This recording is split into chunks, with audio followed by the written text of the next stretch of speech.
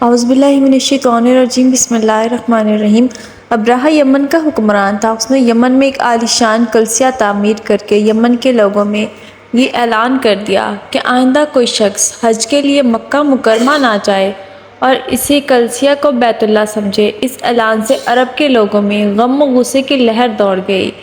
پھر ان میں سے کسی شخص نے رات کے وقت اس کلیسا میں جا کر گندگی پھیلا دی۔ ابرہہ کو جب یہ معلوم ہوا تو اس نے ایک بڑا لشکر تیار کر کے مکہ مکرمہ کا رخ کیا۔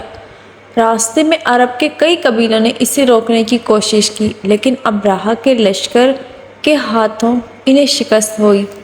آخر کار یہ لشکر مکہ مکرمہ کے قریب ایک جگہ پہنچ گیا۔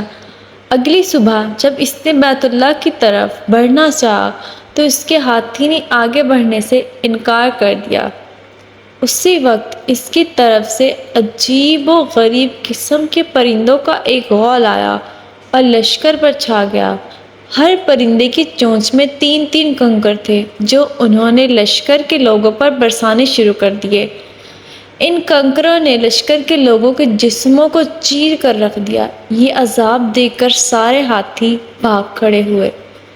لشکر کے سپاہیوں سے کچھ سپاہی وہیں ہلاک ہو گئے اور کچھ جو بھاگ نکلے وہ راستے میں مر گئے۔ ابرہہ کے جسم میں ایک ایسا زہر سرایت کر گیا کہ اس کا ایک جوڑ گل سڑ کے گرنے لگا۔ اس حالت میں اسے یمن لایا گیا۔ وہاں اس کے سارے بدن سے خون بہہ بہہ کر ختم ہو گیا۔ اس کی موت سب سے زیادہ عبرتناک ہوئی۔ اس کے 2 ہاتھی بان مکہ مکرمہ میں رہ گئے جو اپاہج اور اندھے ہو گئے۔